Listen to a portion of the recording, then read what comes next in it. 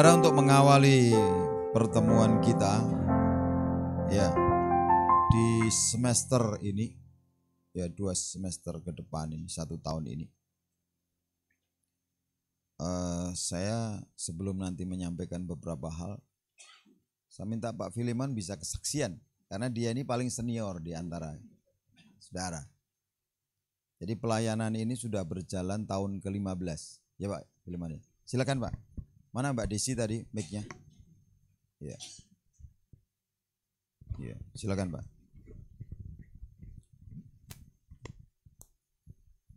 Puji Tuhan, Shalom. Biasanya yang kesaksian itu yang sudah penutupan, ya. Tapi ini kan namanya anugerah kan belum tutupan, ya. Masih bisa berlanjut. Bapak Ibu Saudara, kalau boleh saya berkata di antara Bapak Ibu Saudara yang ada di sini, saya yang paling senior di Gerbang Indah, yang paling senior. Sebab sejak Gerbang Indah ini dibuka, saya sudah ada di dalamnya. Jadi saya sangat bersyukur dengan adanya pelayanan Gerbang Indah ini yang diprakarsai oleh Bapak Pendeta Jonathan Bambang. Dengan pertolongan Gerbang Indah ini, puji Tuhan, hari ini anak-anak kami hampir sarjana semua. Ya, jadi hampir sarjana semua karena masih ada 2 yang harus kuliah. Ini tadi yang ikut singer itu adalah yang nomor 5 ya, semester 7, masuk semester 7. Yang terakhir itu nomor 6 karena anak saya paling banyak mungkin di antara Bapak Ibu Saudara juga ya. Jadi hari ini sudah semester yang ketiga untuk anak saya yang terakhir. Dan puji Tuhan yang 1-2-nya sudah menikah dan mereka ada di Palembang. Mereka juga sarjana ekonomi. Dan yang ketiga oleh anugerah Tuhan, ya sarjana pendidikan agama Kristen, tapi pelayanan full time di musik di Thailand. Ya, jadi oleh kemurahan Tuhan dipanggil untuk pelayanan musik di Thailand. Ya, jadi ketika saya melihat Samuel main ini selalu saya ingat anak saya. Jadi kalau sudah lihat Samuel main mulai dari kecil sama seperti anak saya dulu. Anak kami ini umur ya mungkin kelas 3 SD sudah ngedrum di umum masalahnya. Jadi begitu Samuel main tuh rasanya ingat lagi anak saya ya. Makanya saya selalu bersukacita, dengan sukacita itu saya meneteskan air mata ketika melihat anak-anak hamba Tuhan melayani Tuhan.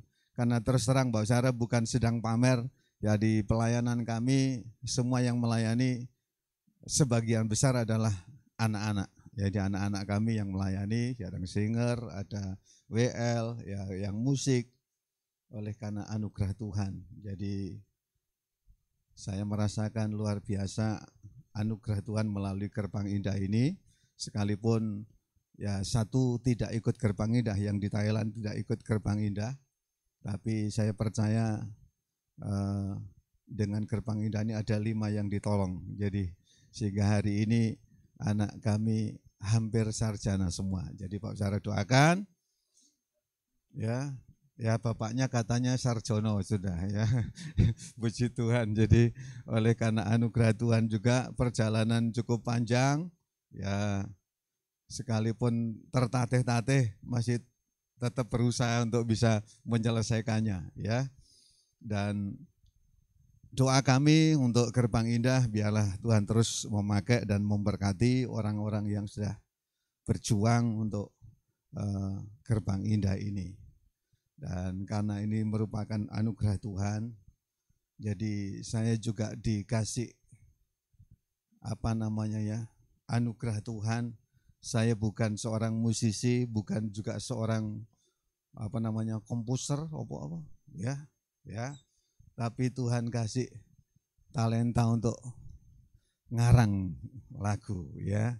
Jadi kalau boleh saya mau nyanyi Pak ya. Oke, ayo kasih ya, tolong Bapak.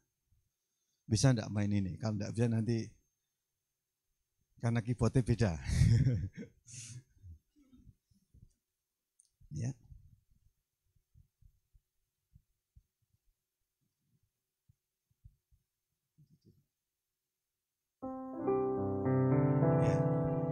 Betapa besar anugerah-Mu,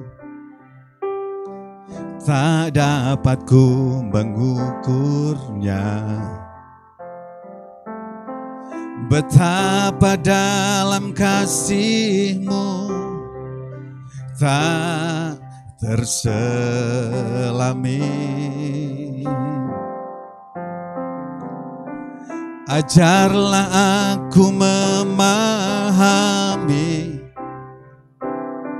luasnya kasih setia-Mu. Biarlah mulutku selalu bersyukur padamu.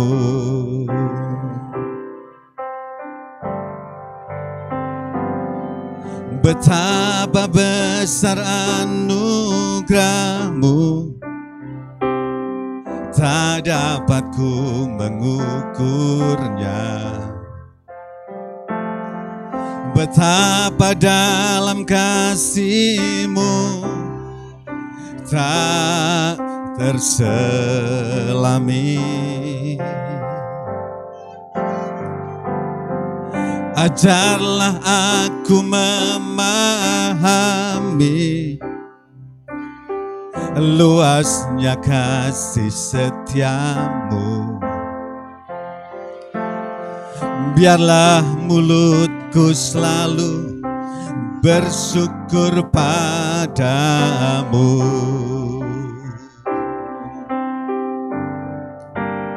Sungguh tiada Tuhan yang seperti-Mu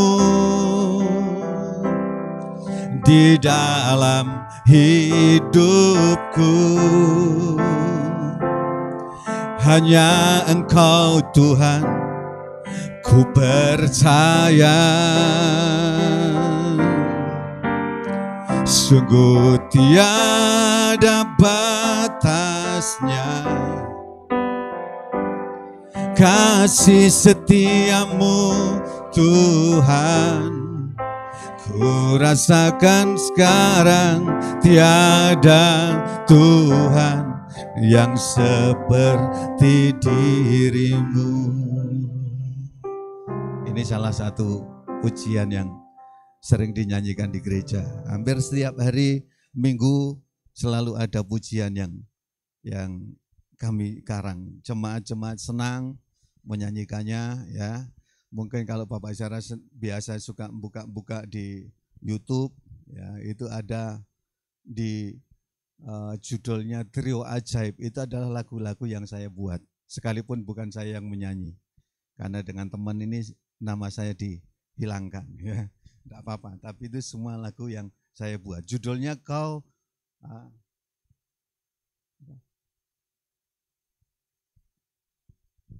tiada yang mustahil ya. Ya, jadi di situ nanti Kau sanggup kerjakan, judulnya dari Trio Ajaib ya. Trio Ajaib itu sebenarnya dari awal konsepnya adalah A-nya itu Ambon, J-nya Jawa, B-nya Batak. Jadi semua hamba-hamba Tuhan, pendeta-pendeta semua, saya Jawanya, ada teman yang Sudrino Hutagaul, mungkin ada yang pernah dengar namanya, ada satu lagi si Jackson, ya Jackson Tanuma, jadi yang Ambon. Jadi namanya Trio Ajaib ya. Tapi puji Tuhan tidak apa-apa, karena memang dari awal saya tidak terlalu ambisi untuk itu, yang penting bisa dinyanyikan ya. Pak Yesaya kalau kemarin minta, ya ini lagunya sudah tak kasih. Kalau tidak direkam salah dewe ya. Ya mungkin itu saja jadi kesaksian. Terima kasih sekali lagi Pak Bambang, masih diberikan kesempatan, masih mungkin sekitar 1 tahun lagi bersama-sama. Jadi tapi kalau ada anugerah mungkin bisa terus menerus ya. Ya Tuhan memberkati kita semuanya. Baik ya.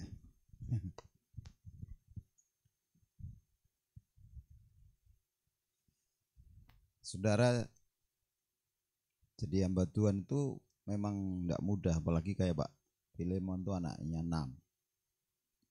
Anak 2 saja ngurusnya susah, apalagi 6. Banyak hamba Tuhan anaknya satu tapi nggak terurus. Tapi Pak Filemon ini 6 diurusi semua. Bisa main musik, bisa pelayanan gitu ya. Nah yang seringkali jadi masalah anak-anak hamba Tuhan enggak mau jadi hamba Tuhan. Malah jadi hambatan bagi Tuhan. Ya kan masalah saudara. Makanya kita kasih selamat Pak Filemon. Tadi enggak ada rencana karena saya juga tiba-tiba saja. Karena Pak Filemon kemarin saya dengar cerita udah di wisuda kan, anak-anaknya sarjana, dia sarjana juga akhirnya. Yang ngalah anaknya dulu, enggak tahu istrinya ya. Ngalah dulu juga. Saya dulu kan gini saudara, waktu Gerbang Indah ini. Kenal Pak Filemon kan sebelum ada Gerbang Indah. Dalam perenungan tiba-tiba gini, Tuhan pendeta kok anaknya oke gitu. Saya ini ditegur sama Tuhan, kamu nggak usah ngurusi pendeta anaknya oke, apa yang bisa kamu lakukan gitu.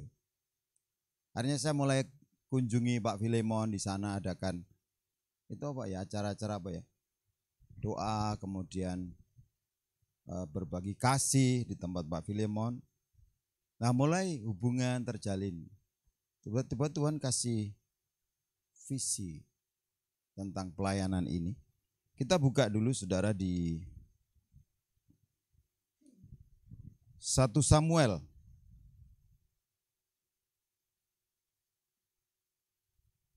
1 Samuel 22. Di sini juga ada Pak Peter, ini anaknya baru 2. Baru.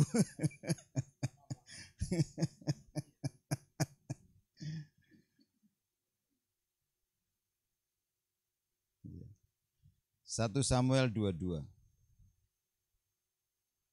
Pak Subur berapa wacananya? Baru 2 wacana berapa?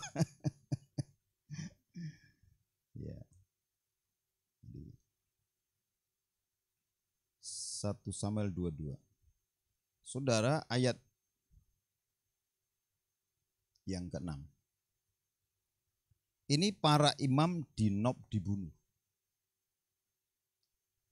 Posisi hamba Tuhan itu kan posisi yang tidak enak, saudara. Jadi kalau saudara hidupnya nggak enak itu sudah biasa. Jadi jangan mengeluh, amin. Karena memang dipanggil untuk nggak enak. Ini antara Daud dan Saul. Kalau saudara punya 2 jemaat berantem, saudara mau berpihak sama siapa? Paling korbannya adalah saudara.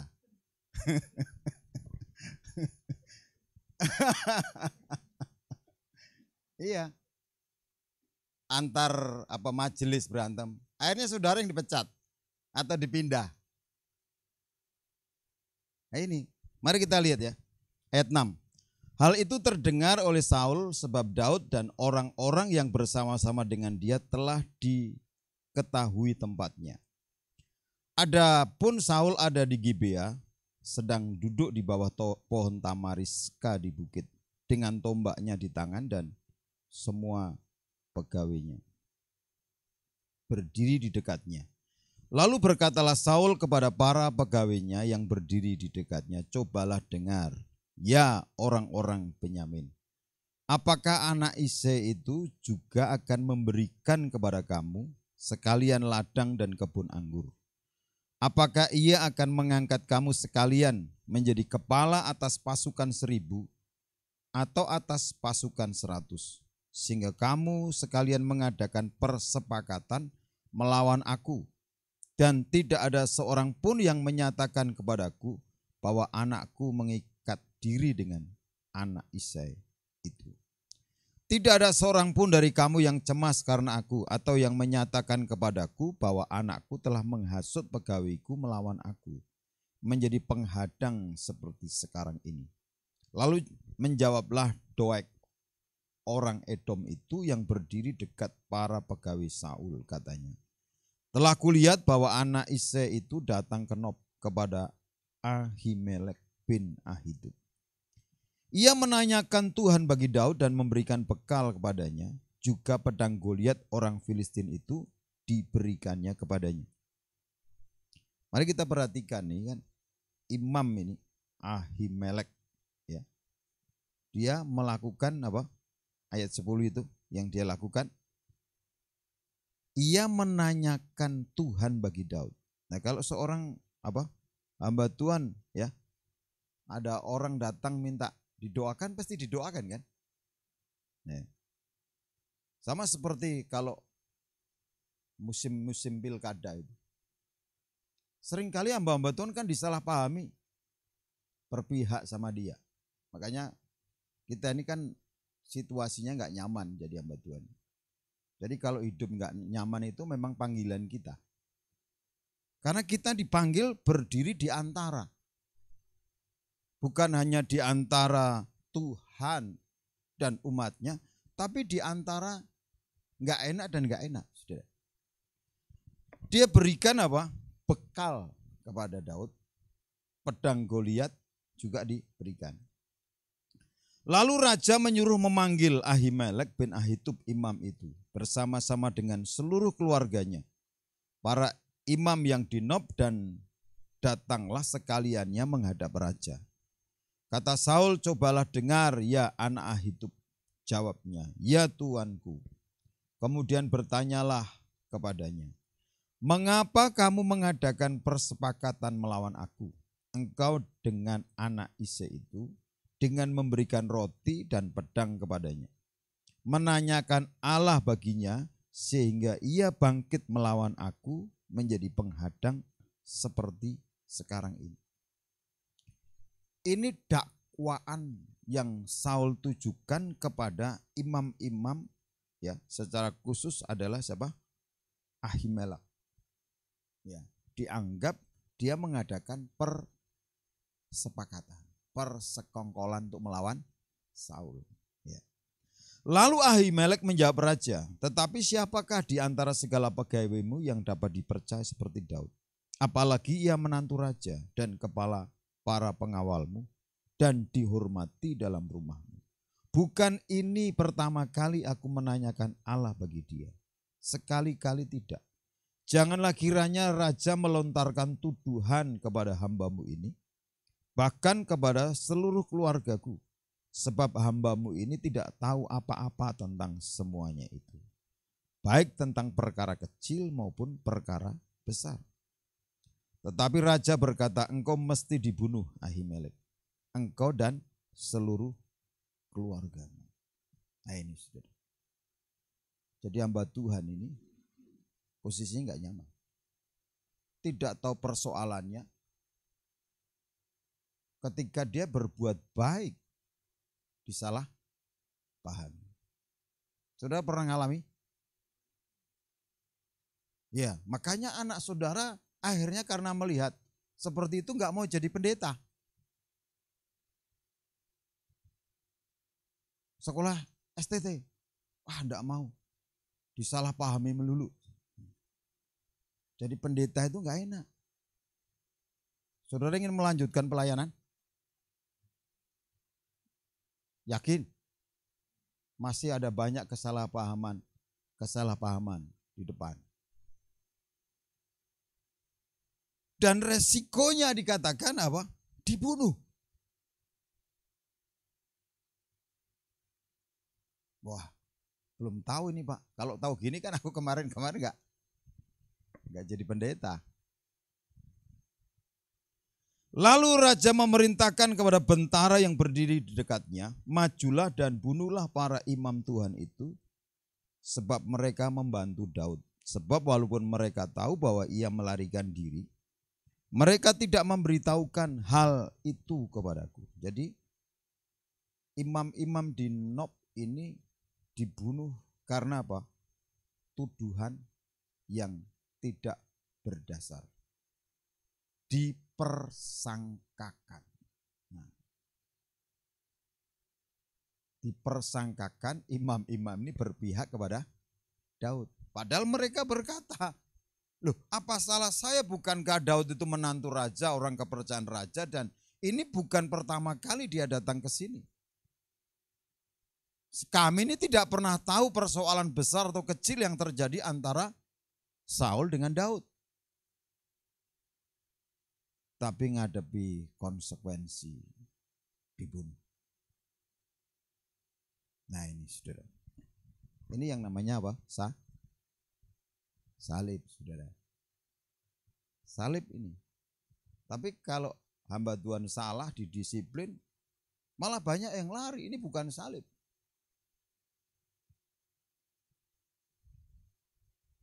Mari kita perhatikan. Tetapi para pengawal raja tidak mau mengangkat tangannya untuk memarang imam Tuhan itu. Lalu berkata raja kepada Doeg, majulah engkau dan paranglah para imam itu. Maka majulah Doeg orang Edom itu lalu memarang para imam itu. Ia membunuh pada hari itu 85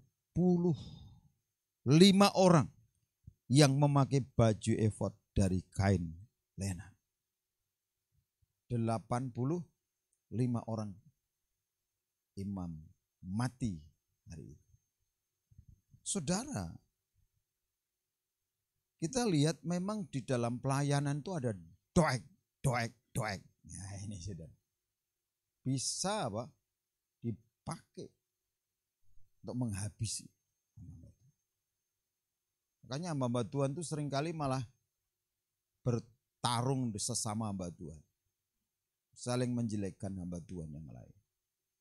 Padahal kondisinya hari-hari ini sama. Ya. Tidak jauh seperti yang pernah dialami Imam Ahimelek ini. Dan dikatakan juga penduduk Nob, kota imam itu dibunuh raja dengan mata pedang. Laki-laki maupun perempuan, kanak-kanak maupun anak yang menyusu.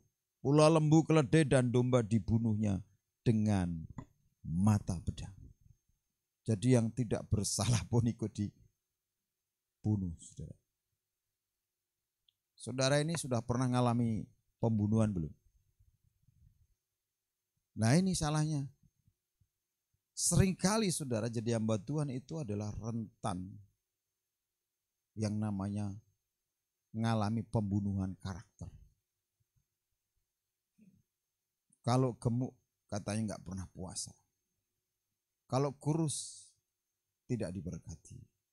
Katanya pendeta kok kurus, itu kayaknya istrinya nggak ngurus. Gitu. Kalau tidak bersukacita, katanya keluarganya tidak bahagia. Nah, saudara, tuduhan-tuduhan ini banyak. Kalau saudara nggak siap menerima tuduhan-tuduhan, dakwaan-dakwaan, berhenti saja jadi pendeta. Apalagi Pak Filimon, pendeta kok anak 6. Loh, itu yang ngomong bukan hanya 1 orang, 2 orang, 3 orang loh. Kalau dikumpulin tuh bisa 1000. Makanya setelah anak-anaknya sudah mulai mentas, dia bisa ngarang lagu, nulis. Ya mungkin nanti lebih banyak lagi Pak Filimon. Jangan sampai ya lebih produktif. Karena sudah tidak ada yang diurus kan. Hah? Oh, jangan ngurus kambing. Ya pendeta-pendeta ini seringkali banyak cari kesibukan. Ya enggak apa-apa kan, punya kambing ya. Saya juga punya ayam. Pagi-pagi saya ngelatih tangan saya untuk menabur kan jagung. Merpati, ayam, saya punya ikan, kasih makan. Saudara terbiasa memberi makan, melatih, memberi makan. Tiap hari saya, kecuali kan pergi ke mana ya, misi pelayanan keluar kota. Anak saya tahu, dia menempatkan diri sebagai ban serep. Jadi anak saya tuh kalau tak telepon gitu, yang tak tanya gimana ayamnya. Kadang-kadang lupa kan, lupa dikasih makan. Tetapi saudara, di ayat 20 ini dikatakan apa? Tetapi seorang anak Ahimelek bin Ahitub, namanya Abiatar luput. Ia melarikan diri menjadi pengikut Daud. ketika Abiatar memberitahukan kepada Daud bahwa Saul telah membunuh para imam Tuhan, berkatalah Daud kepada Abiatar, memang pada hari itu juga ketika Doeg orang Edom itu ada di sana, aku telah tahu bahwa pasti ia akan memberitahukannya kepada Saul. Akulah sebab utama daripada kematian seluruh keluargamu. Tinggallah padaku, janganlah takut, sebab siapa yang ingin mencabut nyawamu, ia juga ingin mencabut nyawaku. Di dekatku engkau aman. Tahun 2007 ketika saya membaca kisah ini mengena makjleb di hati saya. Satu statement, selamatkan anak-anak imam. Nah ini sudah, selamatkan anak-anak imam. Saya tidak tahu apa yang harus saya lakukan. Sehingga satu kali ketika saya diundang pelayanan Paskah di Kopeng ke atas lagi, ya dekat patung sapi itu. Saya dengar kesaksian seorang hamba Tuhan, Pak Amos. Istrinya yang kesaksian. Dia kesaksian sambil meneteskan air mata. Anak yang satu tamat SD mau SMP. Anak yang satu tamat SMP mau SMA. Dia ngajukan beasiswa kemana-mana, ke Solo kemana. Tidak ada yang berhasil. Saudara, ketika saya mendengarkan kesaksian itu, sementara mata saya ini sudah sembab. Saya tahu ini yang dimaksud Tuhan. Selamatkan anak-anak imam.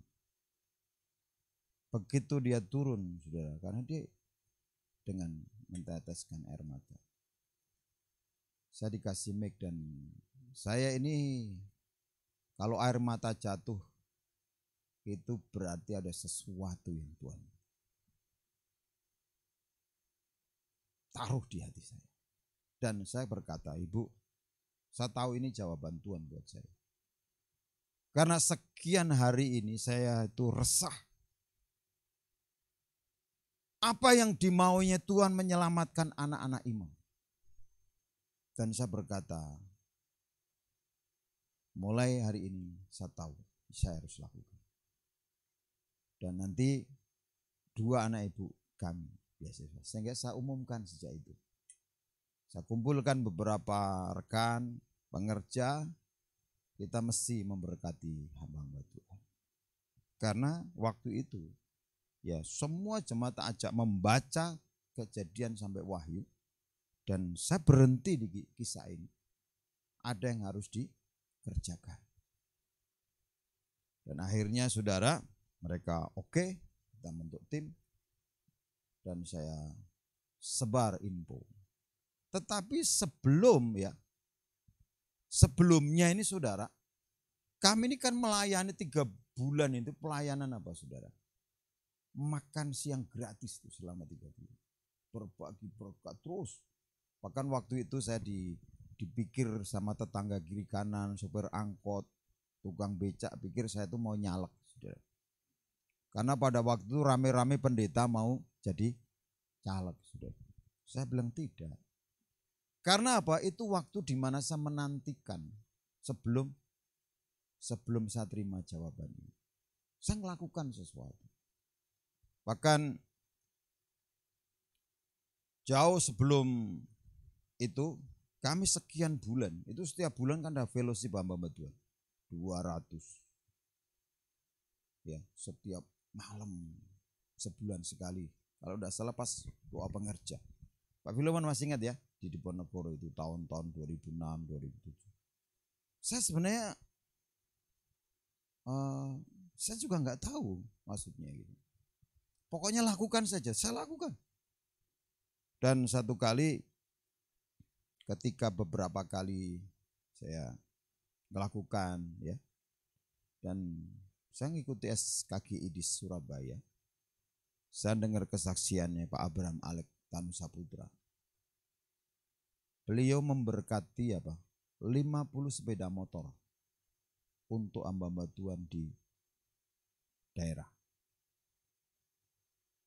Dan Pak Yesaya ini sebenarnya dapat kalau dia taat sama gembala seniornya. Karena diwarisi mimbar, ditolak sama dia. Setelah itu gembalanya meninggal. Nah, salah satu syarat untuk menerima dapat sepeda motor itu di pelayanan itu ada mimbar. Ketika dicek Pak Yesaya tidak punya mimbar, gagallah dapat sepeda motor itu. Ya, makanya saudara kita belajar setia dengan perkara kecil. Jangan menyepelekan, wah mimbar bekas. Gitu. Ini banyak kan? Ternyata apa? Itu casingnya aja, atau kalau itu kado itu apa? Bungkusnya aja. Dan setelah pulang SHGI, saudara, saya ini berdoa, Tuhan, aku minta benih. Sorry kok bukan. 1000 sepeda motor ya tadi, saya bilang. 1000 ya. Saya berdoa juga, Tuhan aku juga rindu memberkati 1000 hamba Tuhan. Gitu. Kayaknya impossible, saudara. Wah, 1000 hamba Tuhan. Terus, apa yang ingin kamu lakukan? Saya memberkati. Saudara, itu ketika saya berdoa satu hari atau hari itu juga saya datang satu jemaat datang ke saya, Pak, saya disuruh Tuhan memberkati Pak Bambang. Lah, saya bilang gini, yakin nggak? Iya Pak, sebentar. Gini gitu. Saya kasih waktu dalam minggu ini 2-3 hari, kalau memang itu yakin dari Tuhan, datang lagi. Karena biasa saudara, orang itu kan kayak saya enggak mau hanya PHP. Kalau HP mau PHP. Saya bilang, saya bilang, jangan-jangan salah gitu loh, saudara. Jangan-jangan bukan dia. Terus saya tanya berapa? Ya, tahun 2007 waktu itu. Mungkin akhir 2007. Akhir 2006. Dia berkata 50 juta, Pak. Ya banyak saudara. Padahal waktu itu saya tuh lagi kepingin, karena banyak teman-teman itu pada hamba-hamba Tuhan itu banyak yang keblinger sudah. Beli motor Ninja sudah, atau trail. Dan waktu itu saya tahu persis, Ninja itu harganya 50 juta sudah, 49, sekian sih. Wah, saudara, tidak ada satu orang pun yang tahu. Dan akhirnya dia 2 hari datang, Pak, saya sudah berdoa yakin ini harus saya kasihkan Pak Bang. Oke, kalau gitu tak kasih tahu. Memang saya minta benih, sedang berdoa sama Tuhan untuk memberkati 1000 hamba Tuhan. Loh, tahun waktu itu banyak, saudara. Oke, saya terima, saudara. Tapi dia berkata, tapi Pak tidak langsung. Oh, enggak apa-apa. Gitu. Akhirnya, saudara, saya mulai ngumpulin hamba Tuhan. Dia buat KKR, buat fellowship setiap bulan, supaya uang 50 juta ini habis. Dibagi 1000 hamba Tuhan.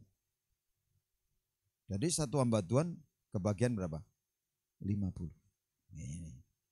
Jadi 1000 hamba Tuhan. Saudara, saya hitung-hitung, biaya ngumpulin hamba Tuhan itu lebih banyak daripada uang yang saya bagikan, saudara. Nah, undang Pak Yusuf Roni saja, saya waktu ngumpulin hanya kumpul kira-kira hamba Tuhan 300. Yang lain kan jemaat waktu hadir 3.000 orang. Dari mana-mana tak kumpul 300, 400-an. Biayanya 75 sendiri. Nah, itu awal pelayanan Gerbang Indah. Jadi itu persiapan. Sehingga akhirnya saya lanjutkan sesuatu yang berkesinambungan, saudara. Dan waktu itu awal-awal ini kan, saudara kan fellowship-nya jam 6 sore. Jam 6 sore. Sekalian kita ini pas ada doa pengerja karena waktu tempatnya kan besar waktu itu ya. Untuk 200-300 orang bisa. Itu lesehan gitu. Tapi satu kali ketika saya diundang yang ke Karanganyar kemana ya, ke mana Getasan, saya ini di perjalanan begini, wah, saya kadang-kadang akhirnya nggak bisa tidur, saudara. Kenapa? Kalau fellowship jam 6, selesai jam 8, setengah 9, makan malam bersama jam 9 baru selesai, perjalanannya, wah, kadang-kadang saya ngobrol sama istri saya, ini kira-kira teman-teman yang sudah sampai rumah belum ya? Kalau udah jam 12, saya baru bisa tidur, saudara. Karena memastikan, kayak Pak Yesaya itu kan rumahnya jauh. Pak Filemon naik gunung, saudara. Jam 11 malam baru sampai. Saya nunggu yang paling jauh, saudara. Terus akhirnya kita bicara, udah jangan malam deh. Gitu, saudara. Jadi perjalanan panjang, saudara ya. Hanya saya sering ngobrol sama Pak Filemon ya tentang banyak hal juga. Nah ini saudara. Sehingga sampai itu kemudian melangkah pelayanan Gerbang Indah. Karena dapat ayat ini. Fokus. Selamatkan anak-anak ini. Saya tidak tahu anak-anak hamba Tuhan tuh sekarang ada di mana saja. Tetapi saya seringkali ketemu bapaknya dan kabar sukacita. Yang lalu saya ketemu ada teman dari Klaten. Saya tahu anaknya waktu selesai SMA itu diterima di UGM. Nah, gimana Pak anaknya? Oh puji Tuhan Pak, sekarang sudah. Oh iya, selesai kuliah. Puji Tuhan. Karena pada prinsipnya ya, dalam kekurangan, dalam kelemahan, kuasa Tuhan tuh nyata. Karena anak-anak hamba Tuhan itu pinter-pinter. Karena sering ngalami apa? Kekurangan. Karena kalau orang berpuasa itu kan darah itu ngalir di punggung. Lancar ke otaknya. Saudara. Makanya kalau sering-seringlah puasa nanti saudara terhindar dari stroke. Saudara. Kalau lebih banyak yang dibangun perutnya sudah itu kan darah itu di depan. Akhirnya kayak siapa itu suaminya Abigail nyedak ya. Ketika pas makan nyedak saudara, buntu. Langsung karena waktu itu belum tahu bahwa itu adalah serangan jantung. Tuhan katakan selamatkan anak-anaknya. Nah mari kita lihat saudara. Seorang yang bernama Abiatar ini endingnya.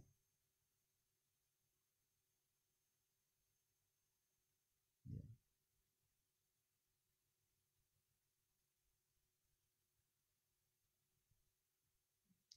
Jadi Abiatar ini akhirnya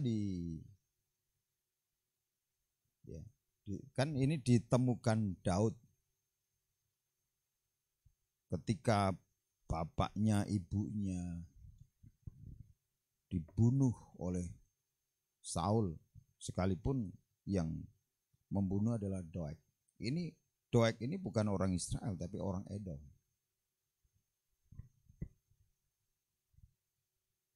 Kita lihat di 2 Samuel ya, 2 Samuel 8. Saya ajak saudara lihat 2 Samuel 8. 2 Samuel 8 ayat 17. Di situ dikatakan begini, Sadok bin Ahitub dan Ahimelek bin Abiatar menjadi imam. Akhirnya akhirnya Abiatar itu menjadi imam juga. Bukan untuk balas dendam, karena bapaknya dibunuh, bukan. Tetapi mewarisi. Saudara bisa berpikir ya, kalau Abiatar ini kan sudah bisa melihat bagaimana akhir tragis bapaknya. Disalahpahami, akhirnya dibunuh. Kalau kira-kira itu saudara mau ya jadi pendeta? Nah ini saudara. Kenapa? Ini trauma loh saudara. Trauma kalau normalnya. Kenapa dia melihat bapaknya ini sebagai imam itu disalahpahami, diperlakukan tidak adil, dan akhirnya dibunuh. Ibunya, saudara-saudaranya, bahkan imam-imam yang lain ikut dibunuh. Tetapi yang luar biasa saudara, Ahimelek ini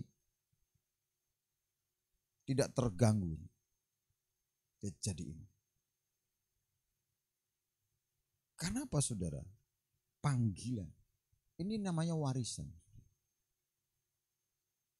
Makanya saudara perlu menguji panggilan hidup saudara. Perlu diingat saudara kan waktu menjadi hamba Tuhan. Memutuskan untuk kuliah STT. Memutuskan untuk jadi hamba Tuhan. Itu karena kena PHK atau karena panggilan? Atau tidak ada jalan yang terbuka, atau karena ini sebuah panggilan? Sebenarnya ada trauma yang bisa menghalangi Ahimelek ini untuk melayani sebagai imam.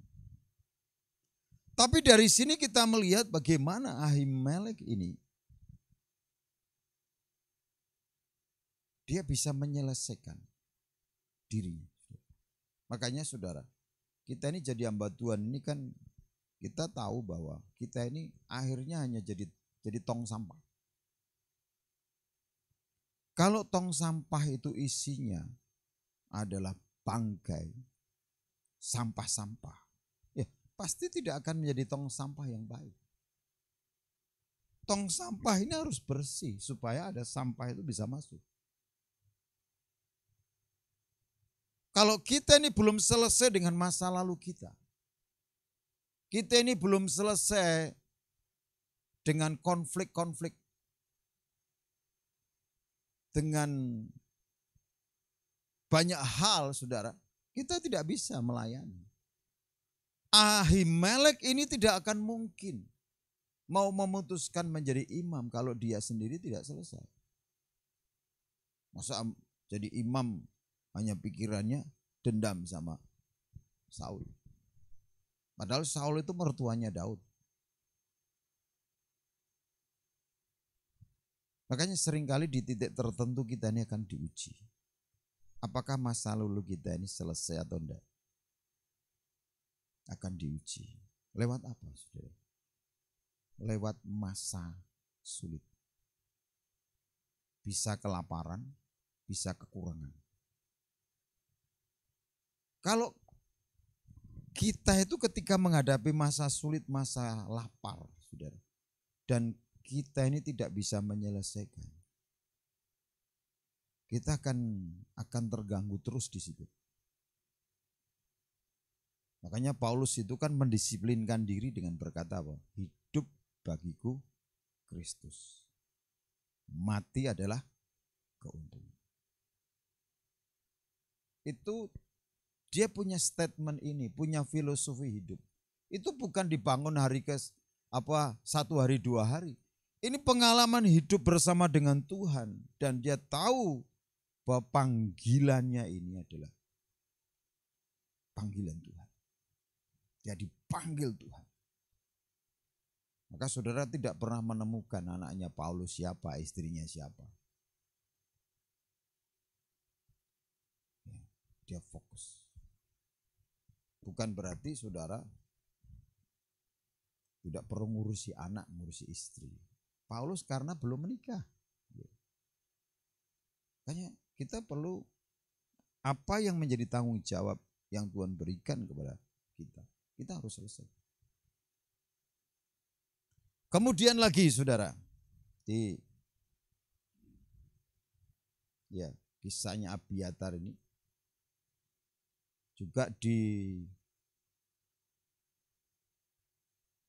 1 Tawarikh 18. 1 Tawarikh 18 ini kisahnya juga ayat yang berapa? 16. Dia dicatat ya. Sadok bin Ahitub dan Ahimelek bin Abiatar menjadi imam. Saya bacakan dari ayat 14 ya. Demikianlah Daud telah memerintah atas seluruh Israel dan menegakkan keadilan dan kebenaran bagi seluruh bangsanya. Yoab anak Seruya menjadi panglima, Yosafat bin Ahilub menjadi bendahara, Sadok bin Ahitub dan Ahimelek bin Abiatar menjadi imam. Ya. Jadi saudara, orang-orang yang berada di sekitar Daud itu bukan orang-orang yang punya latar belakang yang tidak ada masalah. Tapi orang-orang yang bisa menyelesaikan masalahnya di masa lalu.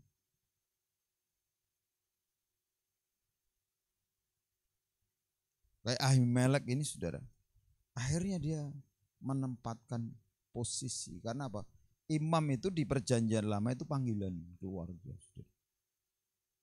Makanya kalau bapaknya imam, anaknya enggak jadi imam. Seperti Imam Eli ya ditolak. Samuel anaknya ditolak. Kenapa? Karena mereka bapaknya itu tidak bisa mendidik anak-anaknya. Sehingga apa? Anaknya tidak mewarisi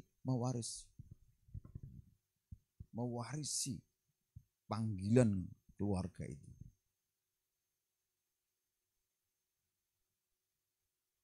Jadi mari kita sebagai orang tua, ya, sebagai hamba-hamba Tuhan, bagaimana kita ini mewariskan iman kita kepada Ahimelek yang kita lahirkan. Situasi keadaan seringkali tidak berpihak, tetapi ternyata itu menjadi bagian dalam hidup mereka.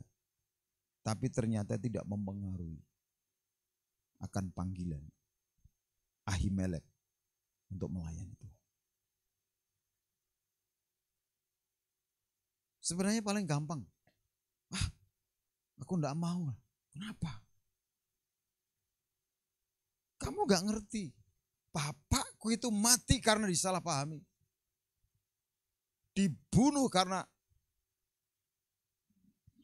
dia diperlakukan tidak adil. Dia bisa membuat keputusan dan berkata, aku enggak mau. Tapi saudara, ini makanya saudara, saya selalu tertarik dengan attitude ya, gaya sikap hatinya Daud. Jadi apa? Apa yang bisa saya lakukan?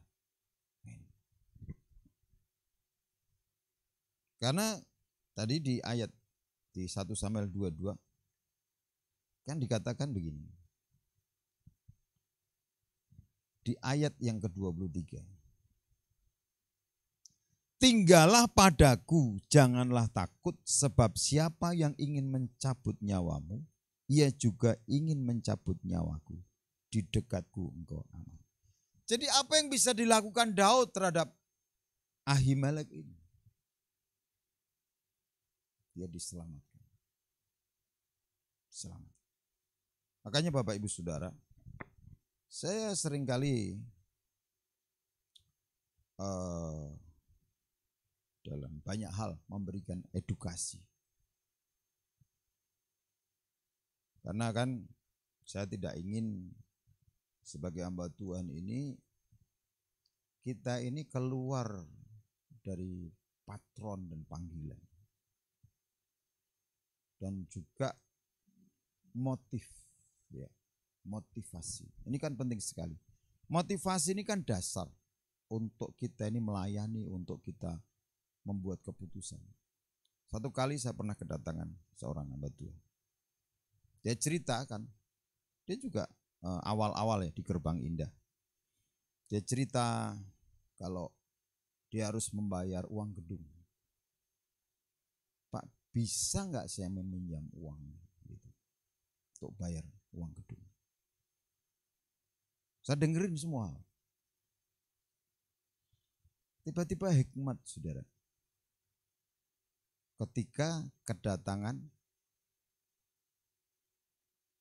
Ketika Elisa kedatangan istri Nabi yang ditinggal suaminya ninggalin hutang, kayak gitu. Saya berkata kepada hamba Tuhan, Pak, saya sudah melakukan bagian saya. Yang ini bagian Pak, saya gitu. Pak punya apa di rumah? Punya motor, ada Pak motor? Jual. Saya begitu. Jualan motornya. Kalau sampai kurang, enggak punya hutang sama saya, tak kasih. Nah, seringkali begini, banyak hamba-hamba Tuhan ini berkorban untuk anaknya enggak mau, akhirnya mengorbankan orang lain. Akhirnya saudara, dia ngerti. Oh gitu ya Pak. Iya. Terus nanti pelayanan, pelayanan jalan kaki bisa kok. Naik angkot bisa. Saya sejak awal pelayanan tidak ada fasilitas di sini. Dia naik becak, naik ini. Tapi anak ini harus diselamatkan. Saya sering kali gini memukul dengan keras kepala itu supaya apa? Ngerti apa yang harus dilakukan. Saya ini juga punya pengalaman dengan anak saya, saudara. Kenapa? Konsistensi untuk menyelamatkan anak itu kita mesti bayar harga loh, saudara. Tentang kelahiran anak saya. Anak saya yang pertama, karena anak pertama itu, bahkan sebelum dia lahir, saya ini, saudara, yang tanya rekening ke saya banyak. Masuk rumah sakit kita mesti pilih yang terbaik. Dan sampai hari ini rumah sakit kelahiran itu yang terbaik di kota ini.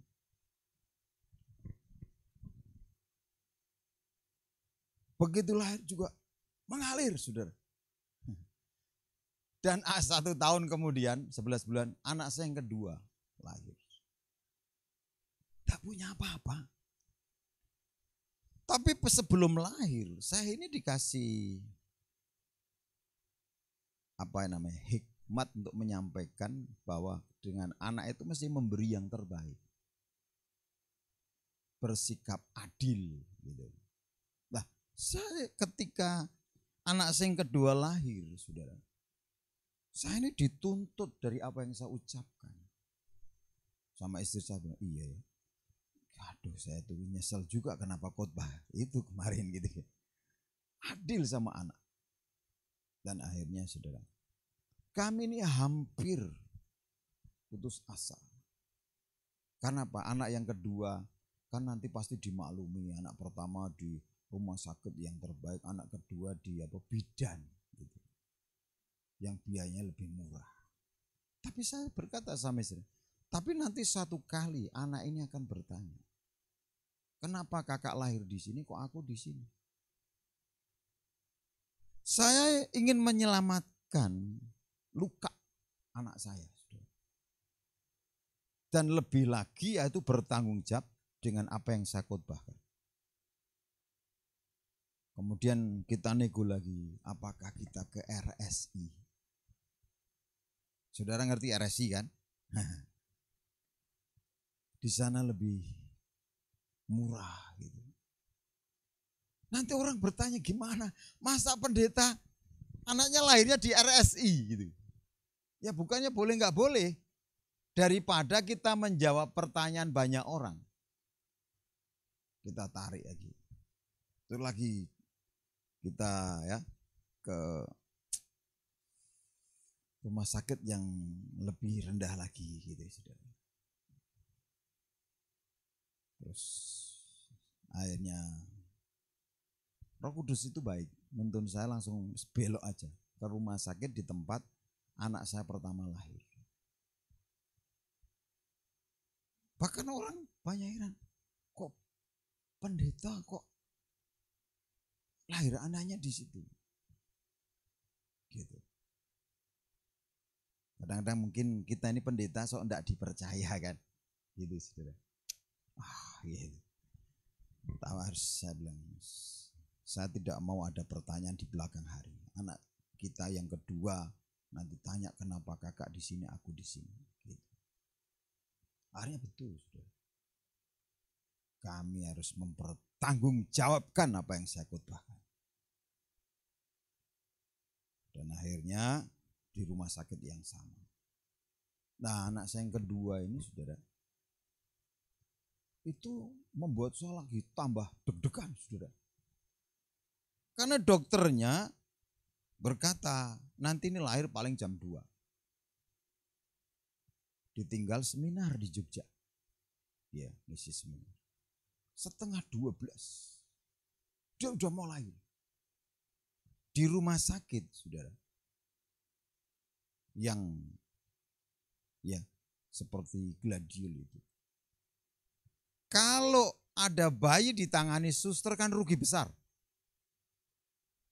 Gitu. Akhirnya apa? Ini sudah mau lahir, mau ditahan-tahan. Gitu. Akhirnya minta persetujuan gimana kalau dokter senior ini yang punya rumah sakit yang nangani.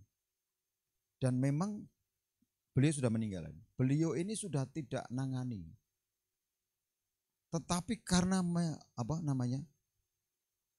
tidak ada dokter lain yang sepadan dokter yang menangani anak saya ini.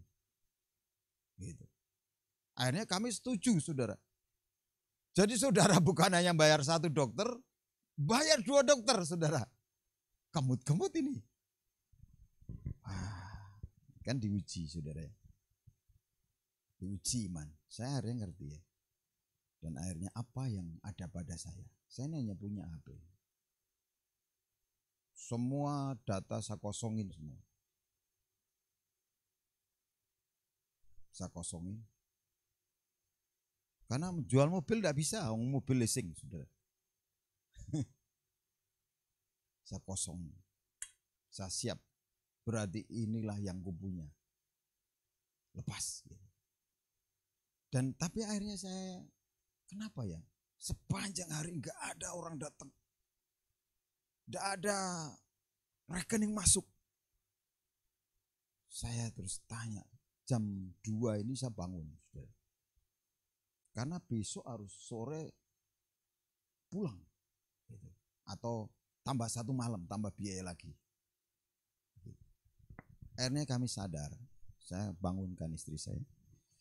Saya ini bertobat. Kenapa? Saya ini dapat anak laki-laki lupa mengucap syukur. Wah, saya saudara bertobat, Tuhan ampuni saya, ampuni saya. Saya lupa mengucap syukur. Saudara. Dan akhirnya setelah kami berdoa itu, saudara, itu dari pagi, saudara, sampai jam 5 kurang 1/4. Itu saudara kurang 1 juta. Tapi akhirnya seharusnya saya ini kurang sabar saja. Ya. Akhirnya kurang 1/4 kami pulang. Tapi dengan apa? Direndah-rendahkan hati saya bilang sama kasirnya, maaf, apakah bisa anak itu juga ikut tak bawa pulang? Yang pikir saya ditinggal anak, jadikan jaminan supaya melunasi. Oh, enggak usah Pak, gitu. Pulang aja, apa? Kurang 1 juta. Iya, besok saya selesaikan.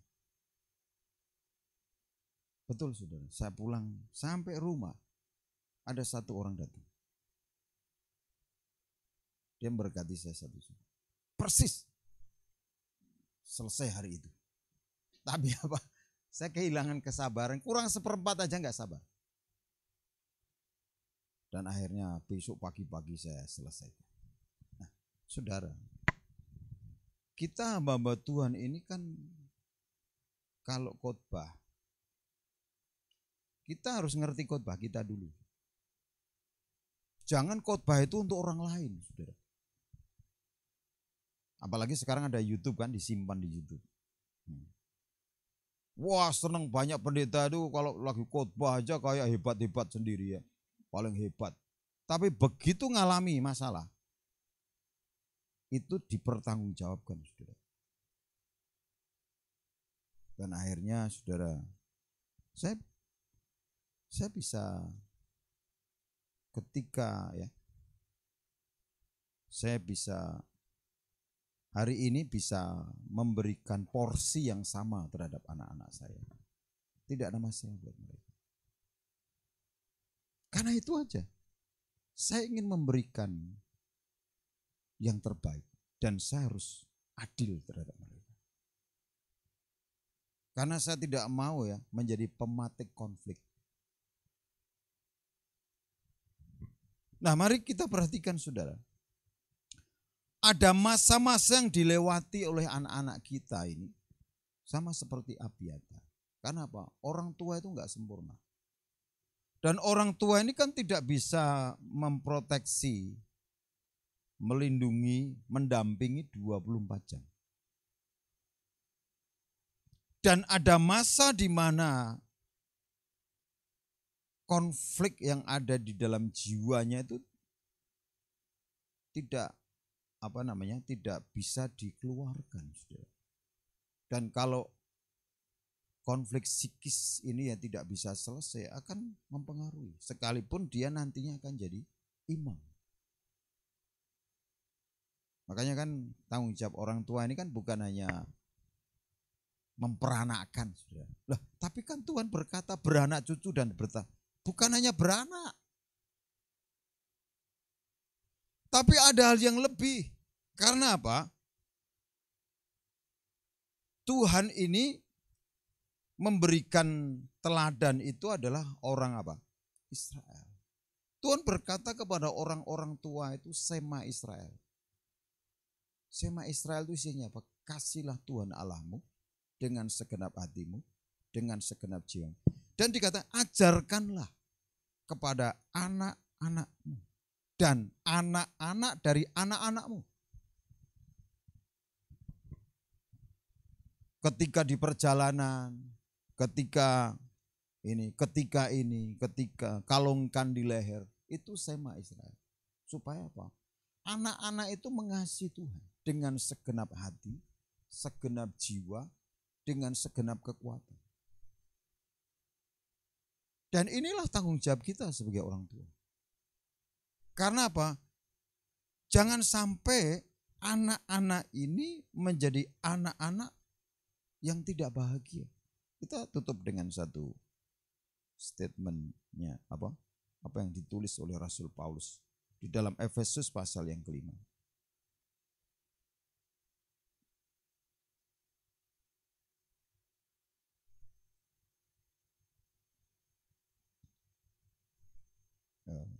Enam ya, sorry. Efesus pasal 6. Di sini dikatakan, hei anak-anak taatilah orang tuamu di dalam Tuhan karena haruslah demikian. Bagaimana anak bisa taat kalau enggak diajarkan? Hormatilah ayahmu dan ibumu. Ini adalah suatu perintah yang penting seperti yang nyata dari janji ini supaya kamu berbahagia dan panjang umurmu di bumi. Siapa sih orang tua yang tidak ingin anaknya berbahagia? Siapa sih orang tua yang tidak ingin anaknya panjang umur? Makanya kan saudara, hari-hari sekian waktu ini terjadi yang namanya bapak nguburkan anaknya, saudara. Itu kan kesedihan, saudara. Wah, sakitnya luar biasa sebagai seorang. Kenapa anakku nggak panjang umurnya? Saya ketika mendengar satu berita, anak hamba Tuhan yang seharusnya dia menggantikan papahnya, dia sudah khotbah, tapi pada saat sebelum apa yang menjadi impian papahnya ini, mewariskan pelayanannya, dia dipanggil Tuhan saat dia melayani perjamuan. Apa enggak sakit? Ayahnya yang menguburkan anaknya. Saya juga bertanya, why? Kenapa ini?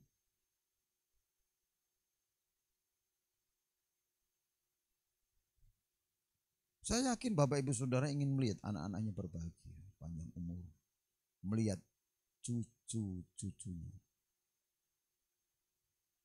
Karena anak ini, saudara, kalau berbahagia, orang tuanya bahagia. Kalau saudara lihat punya satu anak tapi masalah ini. Pasti orang tua nggak bahagia. Mana ada sih orang tua bahagia kalau anaknya nggak bahagia? Nah, ini harus diperjuangkan. Ini ada banyak hal yang harus dibayar. Kita bukan hanya bertanggung jawab menyelesaikan mereka sekolah, tetapi lebih lagi bertanggung jawab supaya mereka itu mengasihi Tuhan, melayani Tuhan. Karena yang Tuhan inginkan dari generasi kita adalah generasi yang takut akan Tuhan. Amin. Generasi yang melayani Tuhan. Mari kita bangkit berdiri, kita berdoa.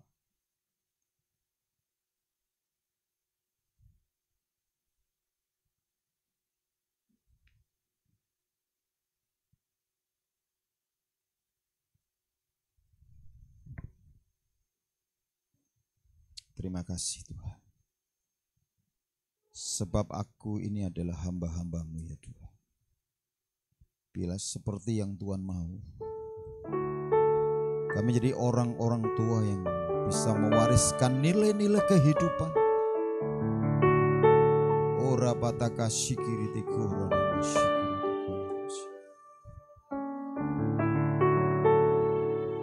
Ku tak membawa apapun juga saat ku datang ke dunia. Ku tinggal semua pada akhirnya saat ku kembali ke surga. Ku tak membawa apapun juga saat ku datang ke dunia. Ku tinggal semua pada akhirnya saat ku kembali ke surga. Mari angkat tangan, katakan, inilah yang ku punya, hati sebagai hamba yang mau taat dan setia padamu Bapa. Kemanapun ku bawa, hati yang menyembah dalam roh dan kebenaran sampai selamanya. Mari renungkan firman Tuhan siang ini. Ku tak membawa apapun juga saat ku datang ke dunia. Ku tinggal semua pada akhirnya saat ku kembali ke surga. Inilah yang ku punya, hati sebagai hamba yang mau taat dan setia padamu Bapa. Kemanapun ku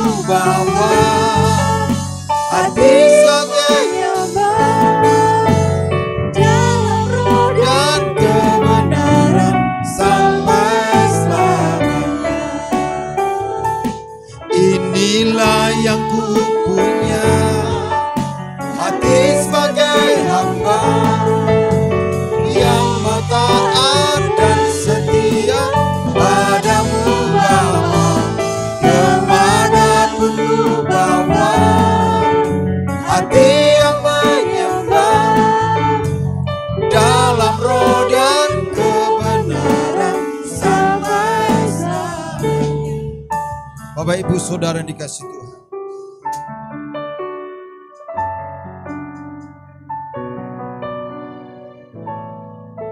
Ahimelek, dia bisa mengajarkan kepada anaknya Abiatar, sehingga Abiatar tidak kehilangan imannya. Abiatar tidak kecewa dengan Tuhan, dan Abiatar mewariskan impian dari Ahimelek. Apa yang Bapak Ibu Saudara ingin wariskan kepada anak-anak? Bukankah warisan iman itu jauh lebih penting dari warisan yang bersifat jasmani? Bukankah warisan takut akan Tuhan itu jauh lebih penting? Bukankah warisan hidup benar itu jauh lebih penting dari semua hal yang materi? Ini tanggung jawab saya dan saudara. Oh ya sete kora basangkara takara labasini meko ya sini. Haleluya. Kami rindukan Tuhan anak-anak kami memiliki masa depan yang cerah. Hari esok yang penuh harapan. Jadi anak-anak yang mengasihi Tuhan, melayani Tuhan, dan lebih dari itu mereka berbahagia. Bukan karena materi, tapi karena mereka mengasihi Tuhan. Terima kasih Tuhan. Ini tanggung jawab kami buat anak-anak kami.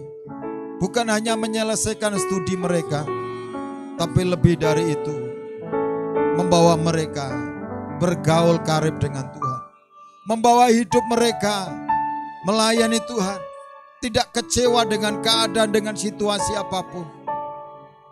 Tapi menjadi anak-anak yang menghormati Tuhan, yang menyelesaikan panggilannya. Terima kasih Bapa. Haleluya, haleluya. Terima kasih Tuhan. Terima kasih Tuhan, terima kasih Tuhan. Haleluya.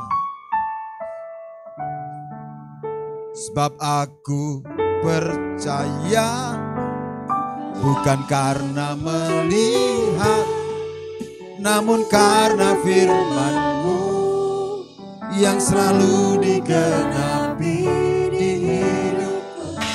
Ku percaya, bukan karena melihat, namun karena firman-Mu tiada pernah berubah. Sebab aku percaya, yes, bukan karena melihat, namun karena firman-Mu yang selalu digenapi hidupku. Ku percaya, bukan karena melihat, namun karena firman-Mu tiada pernah berubah. Mari angkat pujian ini sama-sama.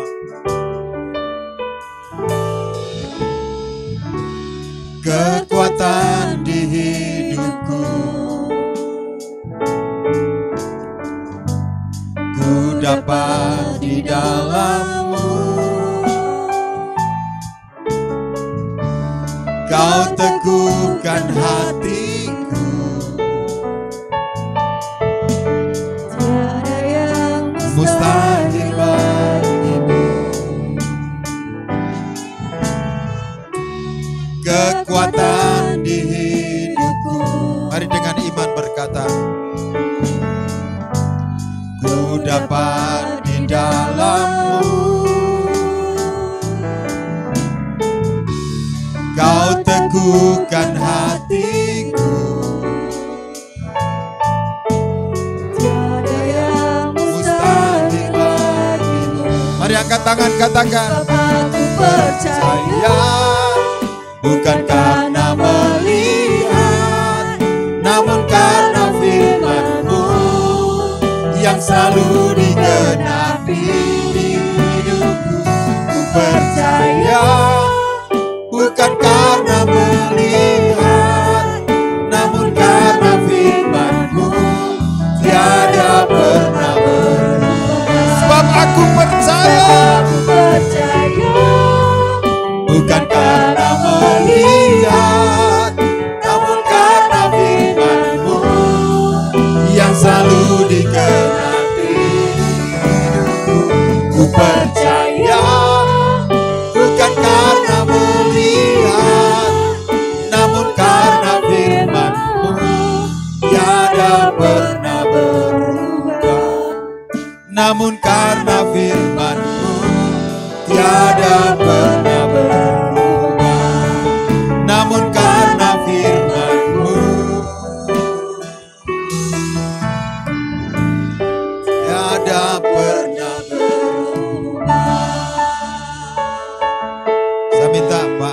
bersyukur untuk berdoa wakil orang tua.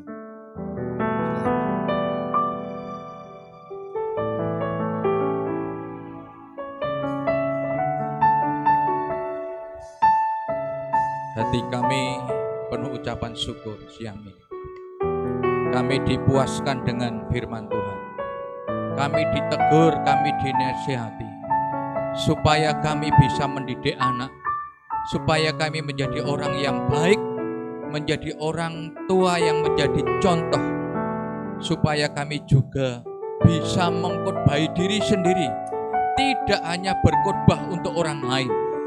Kami percaya ketika kami dengar firman-Mu, kami lakukan, firman-Mu itu akan menjadi kenyataan. Tuhan, tolonglah kami hamba-hamba-Mu agar kami menjadi orang tua yang bertanggung jawab, bisa mendidik anak dengan baik, sehingga anak kami menjadi berkat, anak kami berguna bagi orang lain, dan menjadi alat Tuhan. Terima kasih Tuhan, memberkati hamba-Mu yang sudah menyampaikan firman-Mu, yang sudah menyampaikan pesan-pesan-Mu, dan yang sudah menjadi berkat buat kami. Terus pakai hamba-Mu ini, tambahkan jiwa-jiwa baru, dan beri hikmat akal budi dalam penggembalaan jemaat-Mu di tempat ini. Kami percaya Engkau mendengar doa kami. Doa kami alaskan hanya di dalam nama Tuhan Yesus Kristus. Mari kita akhiri saudara. Bapak terima kasih buat fellowship hari ini. Kau sudah memulai, Kau akan menyelesaikannya sampai sepanjang tahun ini, tahun yang akan datang. Tuhan menyertai kami semua. Dan sebelum kami kembali ke ladang pelayanan kami, Tuhan memberkati kami hamba-hamba-Mu. Mari Bapak Ibu Saudara angkat kedua tanganmu dan kearahkan hati Bapak Ibu Saudara kepada Tuhan. Dan sekarang terimalah berkat anugerah, damai sejahtera, dan sukacita yang berlimpah-limpah dari Bapa di surga. Kasih sayang Tuhan Yesus Kristus, Dia yang sudah buktikan, Dia curahkan darahnya bagi kita semua, supaya segala berkat yang Dia janjikan kepada Abraham, Isa dan Israel itu digenapkan dalam hidup kita. Dan jangan seorang pun menjadi gentar, takut atau khawatir, tetapi percayalah, Roh Kudus menyertai kita semua, mulai hari ini bahkan sampai selama-lamanya. Dalam nama Tuhan Yesus Kristus, mari semua yang percaya diberkati dan siap menjadi berkat, sama-sama berkata, amin. Silakan duduk saudara. Ada pengumuman ya. Jadi traktat itu sudah menjadi tanggung jawab Bapak Ibu Saudara. Jadi semua nanti menginfokan di grup ya, untuk foto dari pembagian traktat saudara. Nah, yang tahun kemarin dengan tahun ini kan beasiswanya beda. Tetapi Bapak Ibu Saudara punya tanggung jawab untuk traktat. Saudara bisa melatih jemaat untuk membagikan kepada orang lain. Saudara juga ketika punya relasi, punya teman, ya, punya jemaat bisa dititipkan di situ. Supaya apa? Setiap orang mendengar kabar baik. Amin. Selain itu juga bisa untuk melatih anak-anak kita, supaya mereka juga punya beban yang sama, yaitu menyampaikan kabar baik buat semua orang. Tuhan Yesus memberkati. Amin.